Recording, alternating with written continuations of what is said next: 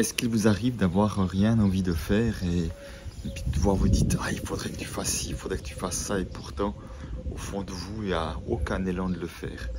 Et j'ai envie de vous partager cela parce que je crois vraiment que beaucoup d'entrepreneurs vivent ce genre de choses là, y compris des leaders.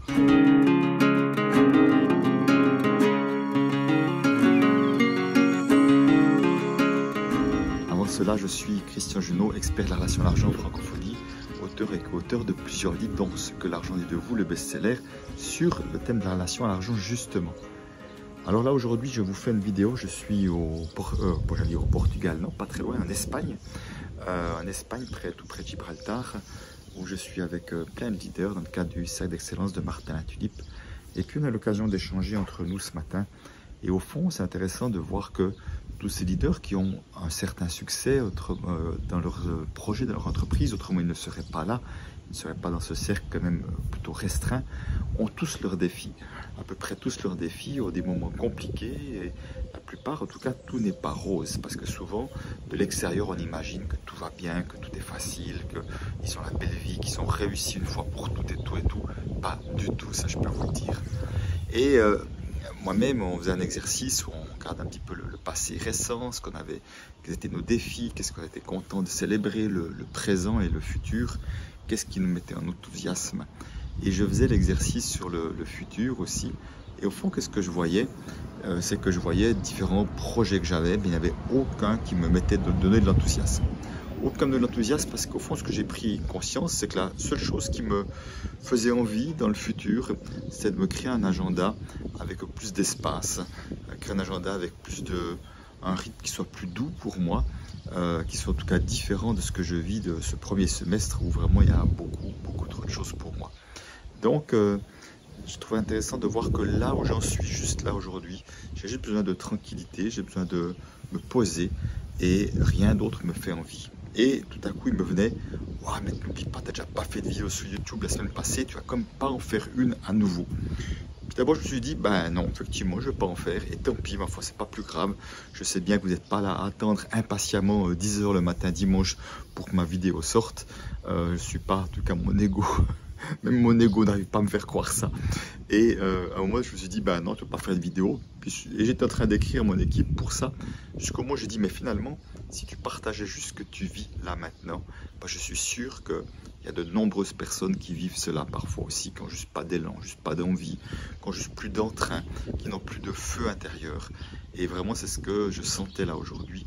Vraiment que ce qui m'appelle aujourd'hui, c'est vraiment de me reposer, de me poser, de prendre soin de moi, de prendre du temps pour moi. Et certainement aussi que j'ai peut-être minimisé l'impact d'un certain nombre de choses. Le week-end passé, j'avais la chance de faire cette conférence dans le cadre de l'Académie Zéro Limite, l'événement de Martin Latulippe au Grand Rex, une salle prestigieuse, 1200 personnes. Et durant tous les 2 jours, j'étais beaucoup interpellé, beaucoup questionné, on a fait beaucoup de photos, donc c'était très intense. En même temps, j'aime beaucoup ces moments avec le public qui vient voir, qui vient échanger, qui vient discuter. J'adore ces moments-là. Mais c'est comme si j'avais négligé tout ce côté peut-être adrénaline qui fait que je tiens le coup dans ces moments-là. Mais quelque part, il y a comme toute cette énergie que ça demande. Et à un moment donné, il y a vraiment un creux qui vient derrière. Et qui fait que lundi, avec mon épouse Anne-Chantal, quand on est arrivé à Malaga, on n'avait qu'une envie, on arrive à l'hôtel, c'était de dormir tellement on était fatigués l'un et l'autre. Et on a vraiment dormi une bonne partie de l'après-midi. Donc, quand il y a des moments où il n'y a pas d'élan, je crois que plutôt que se forcer, en tout cas chaque fois où il n'y a pas vraiment une urgence, mais vraiment une urgence importante qui vous oblige à vous forcer, parce que la plupart du temps les urgences on se les crée soi-même, ça vaut la peine peut-être de s'arrêter, de prendre soin de soi, au moins déjà un temps soit peu en fonction de ce qui est possible de faire là tout de suite, et peut-être aussi de voir comment organiser et réorganiser peut-être votre agenda dans les jours et les semaines à venir pour justement laisser plus de temps de respiration et pour pouvoir effectivement vous permettre d'aller de nouveau vous connecter à un endroit où il y a de la joie, il y a de l'enthousiasme, il y a de l'envie de contribuer, il y a de l'envie de participer à quelque chose. Et je vois effectivement que cette envie-là, cette joie-là, je l'avais quelque peu perdue, beaucoup trop dans ces « il faut »,« je dois » qui tirent mon énergie en bas. Donc voilà ce que je vais vous partager aujourd'hui. C'est une vidéo qui m'aura pas loin d'être beaucoup d'énergie puisque je vous partage juste en toute franchise que je vis là maintenant. Et puis peut-être oui, une chose quand même aussi qui m'a qui était vraiment un questionnement aussi que j'avais. Je n'ai pas la certitude d'avoir la réponse, mais je vais comme vous partager l'interrogation qui m'est venue. C'est-à-dire que je reçois énormément de sollicitations pour des podcasts, pour participer à une émission de ci, de ça, pour une chaîne YouTube, je ne sais quoi. Et je suis bien évidemment, enfin, mais pour moi en tout cas très touché, flatté, touché en tout cas de voir l'intérêt que ça représente pour certains, en tout cas de me faire intervenir sur leur chaîne, l'intérêt également sur la manière dont j'appréhende ce thème de remettre de l'humanité dans notre relation à l'argent, de faire en sorte que l'argent rapproche les humains. Et je me dis, mais est-ce qu'au fond, tout ce temps-là, je me dis, ça ne me prend pas beaucoup de temps, je suis à la maison, ça me prend 1 heure de temps. Mais des 1 heure par-ci, des 1 heure par-là et tout, ça me prend quand même du temps et un peu d'énergie, même si j'ai pas simplement de facilité à parler en public.